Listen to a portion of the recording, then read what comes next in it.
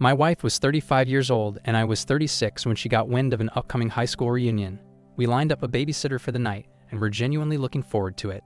I might not have known any of her old classmates, but the idea of mingling with her friends from back then was thrilling.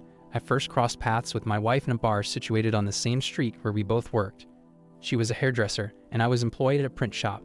The first thing that caught my eye was her stunning hair. And then I glimpsed her eyes and I knew right then that she was going to captivate me for a long time to come. Her opening line to me was about needing a haircut, but that's a tangent. We tied the knot and welcomed 2 children into our lives. Our marriage had its imperfections, and there were instances when we thought about taking some time apart, but whenever it came to actually packing our bags, neither of us could go through with it. There was no cheating going on at that point, so it felt like every disagreement or issue could be resolved with communication and effort. Isn't that how marriages are meant to work? Our kids enjoyed a wholesome childhood, never having to overhear our heated arguments. They were 13 and 16 when we began preparing to attend her high school reunion. About 2 weeks before the reunion, my wife went on a Facebook spree, adding a bunch of her high school buddies. Among them were a few guys, although most of them were also married. I didn't suspect anything fishy until the sound of constant dings filled the air. Throughout our time home together, her phone was constantly chiming. I swear I even heard it while I was in the shower or on the toilet. It went off while she was cooking dinner and even when we were saying goodnight to the kids. The excessive notifications were becoming a bit too conspicuous, and she knew it. So I finally mustered up the courage to ask her who was texting her so incessantly. Her response? It was just old high school friends catching up. Fair enough. She switched her phone to vibrate mode and suddenly the messages seemed to stop. But one night after she had fallen asleep, I heard that faint buzzing sound again. I stared at the ceiling for a good half hour before I caved in. What I read in those messages was unsettling. It was a back and forth between her and one of the guys who would be at the reunion. In one message, she mentioned how excited she was to see him again and how wonderful it would be. In another, she questioned whether he had changed over the years compared to when they were young. He replied that unfortunately, he could only have that kind of fun with her.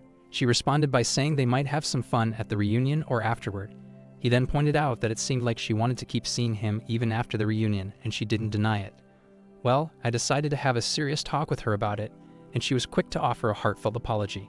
She explained that he seemed lonely and in need of friends. I wasn't having any of it though, and I made it clear that this wasn't an excuse for their discussions about having fun or continuing their interactions after the reunion. I went further and inquired about whether they had ever been physically intimate in the past, to which she denied.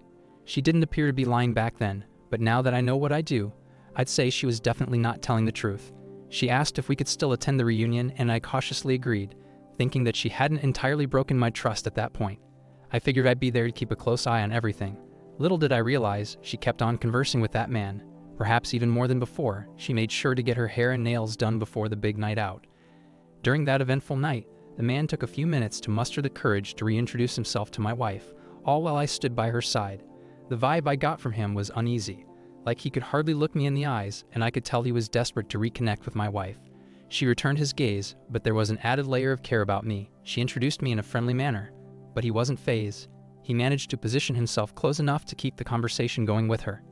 Throughout the evening, everyone was indulging in drinks except for me. By the time I needed to use the bathroom, my wife was visibly drunk. I let her know I'd be back in a jiffy, but when I returned, both she and he were nowhere to be found. I looked around and asked one of the women from the reunion where they had gone. She mentioned they had stepped outside for a cigarette. Now, my wife wasn't a smoker, but I speculated that she might have gone out to keep him company. I stepped outside scanning the area, but they were nowhere in sight. I even checked the interiors of all the cars in the parking lot. When I called her cell phone, she didn't pick up.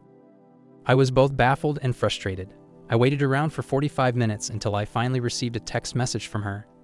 It said she had gone along with the man to the nearby gas station, but since they were close to our house, he planned to drop her off there. I knew she was feeding me a load of crap. I got home about 30 minutes later to find that the babysitter had left and our kids were sound asleep. My wife was on the couch in just her underwear, also asleep. I woke her up right away and demanded an explanation. She seemed really out of it, but deep down, a part of me suspected she might be pretending. She mumbled something incomprehensible, attempting to explain that he had offered her a ride home because he wanted to talk about his own troubles. It was impossible to get any coherent information from her in that state. So I decided to wait until the morning to try and make sense of things. Before my wife woke up, our teenagers filled me in on their evening with the babysitter. I could barely concentrate, but it was a relief that they were already asleep when she got home, so they didn't witness anything unusual.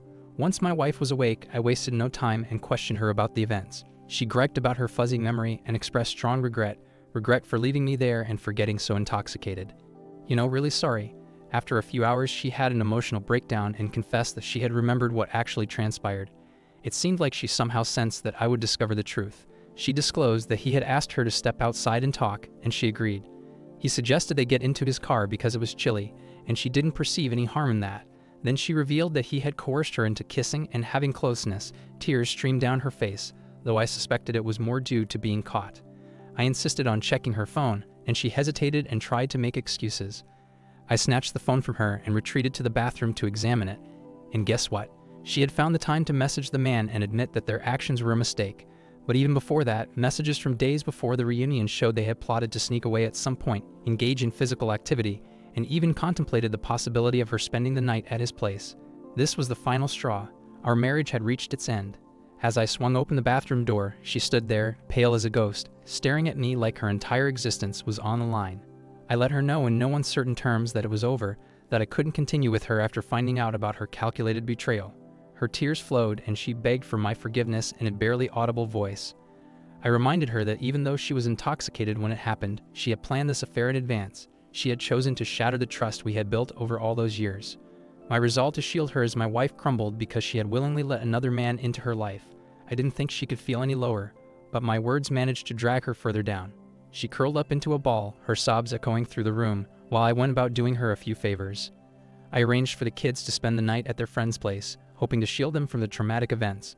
I collected as many of my wife's belongings as I could, neatly packing them away. I called her parents and explained the situation, suggesting they come and take their daughter back home. And they did just that.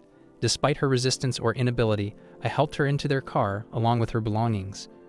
Her parents attempted to apologize and engage in conversation, but I barely acknowledged them, offering nothing more than a greeting and farewell. My wife made a few attempts to step out of the car, but they warned her that if she didn't leave with them right then, they wouldn't provide her a place to stay until she found an alternative arrangement. The weight of their words sent her into a daze. She understood that her life as she knew it had come crashing down. She remained motionless, resembling a statue as they drove her away. During the divorce and custody hearings, she kept her tears as quiet as she could. Our teenagers opted to live with me, staying in the same house and going to the same school. To her credit, she owned up to her mistakes and tried her best to co-parent with me. Now that several months have gone by, we're at a point where we can at least be friendly. I'm grateful every day that I didn't force myself to stay with her and attempt to mend things. It could have been a lot more painful for me and probably easier for her. She made her choices, and I willingly followed a different path. She struggled with it at every step, but perhaps that's what she deserved. Despite moving out multiple times, she's still living with her parents, unable to find stability since this all unfolded. I, on the other hand, got remarried about a year ago, and my new wife is remarkable and trustworthy so far. Sharing my experience is important to give hope to others grappling with their own harrowing life changes. Now for the top comment. This is not the first time cheating. It was the first time arranging it with this guy. Make the co-parenting as painful as possible and as psychologically traumatic for her as well. Thank you for listening to the story to the end, and if you like it, please support us with a like as well as subscribe to the channel. Write in the comments section what you think about the story.